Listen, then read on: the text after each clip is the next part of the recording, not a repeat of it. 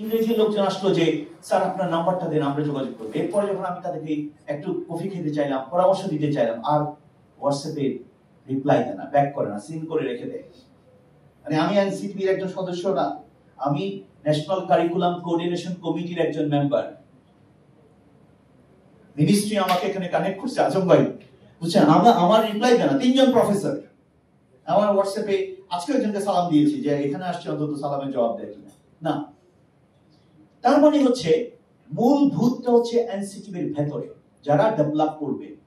এখন এই প্রফেসর কি তাহলে খুব ব্যাচ পড়ায়? না না না, ওনার বেল নাই, উনি কলেজে কোনো ফিজিক্স কেমিস্ট্রি ব্যাচ পড়াইতে পারে না, এরকম প্রফেসর তাকে এনে এখানে বসাই দিচ্ছে।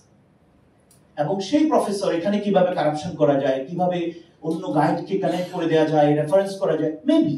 তাহলে কি কাজে বিজি সে? তাহলে আমি nano technology, future of education না শেখাই। একজন বলেছেন অনেক পুরনো কাহিনীগুলো, আমি আপনাদেরকে একজন প্রফেসরের নাম বলি, ওয়াল্টার লিভিং, ফিজিক্স পড়ায় এমআইটি তে।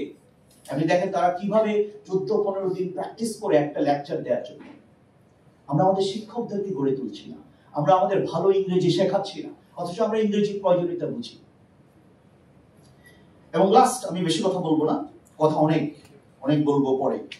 একটা জিনিস দেখুন, আমরা ও লেভেলে বাচ্চাদেরকে পড়াই, এ লেভেলে পড়াই, আমরা ব্রিটিশ কারিকুলাম বুঝি, আমরা ইন্টারন্যাশনাল ব্যাকালরিয়েট বুঝি, আইবি কারিকুলাম, কিন্তু সেখান থেকে অল্প অল্প শিখে ইংরেজিটা ডেভেলপ করছি না, ম্যাথস ডেভেলপ করছি না। ইতিমধ্যে অনেকে জানেন যে গাজার মতো একটা দেশ, প্যালেস্টাইনের সাক্ষরতা কত জানেন? প্রায় 98%। গাজাতে একটা ছেলেকে নিউটন অফ গাজা বলা হয়, কিছুদিন আগে আল জাজিরা রিপোর্ট করেছে। হুসাম আল আক্তার, সে নিজে নিজে ইলেকট্রিসিটি উৎপাদন করে তার তাঁবুতে ইলেকট্রিসিটি প্রোভাইড করেছে।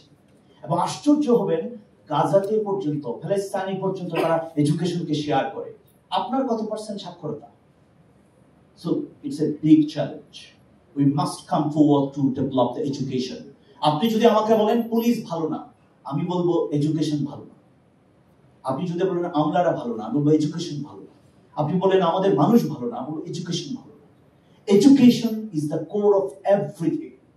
শিক্ষা ডেভেলপমেন্ট না করে আপনি যতই আবুল তাবুল বলেন না কেন, কিছু হবে না। কারণ এডুকেশন আমাদেরকে বেস তৈরি করে। এখানে আমাদের ব্যবহার শিখতে হবে, এখানে আমাদের ফর্মালিটি শিখতে হবে, এখানে আমাকে সরি বলা শিখতে হবে, এখানে আমাকে অ্যাপোলোজাইজ করা শিখতে হবে।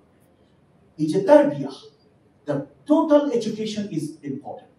এবং আমাদের আপনি দেখেন, আমি আমিনুল ইসলাম বুলবুল, যিনি এখন ক্রিকেট বোর্ডের চেয়ারম্যান, তার সাথে বসছিলাম, যে আপনার নামে তো কোনো গল্প পড়ি নাই বই, কিন্তু তাদের তো বই থাকা উচিত ছিল। এবছর আমি বলেছি ডক্টর ইউনূসের একটা গল্প দেওয়া উচিত, কিন্তু দিচ্ছে না। বিখ্যাত মানুষকে এখানে লুকিয়ে রেখে আবুল তাবুল গল্প তৈরি করা হচ্ছে। That is wrong. এবং আমি বলবো আপনারা যারা আছেন তারাও ভালো ভালো লিখুন না, তাহলে কাজ হবে।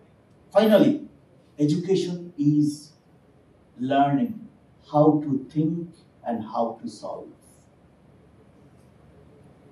এই কথাটা আমার বই যেগুলো লিখি প্রত্যেকটাতে আমি ইংলিশ কোটেশনটা দিয়ে রাখি।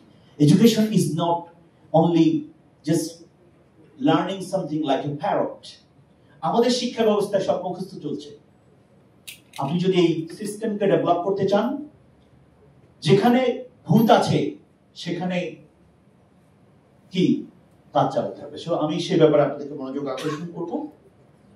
Special thanks for arranging the program for the organizers of বৈষম্য বিরোধী ছাত্র আন্দোলন। আমি বলবো আপনারা এই সংগ্রাম চালিয়ে যান। আমি ভূতের কথা বলে দিলাম, ভূত তাড়ানো আপনাদের দায়িত্ব। আসসালামু আলাইকুম।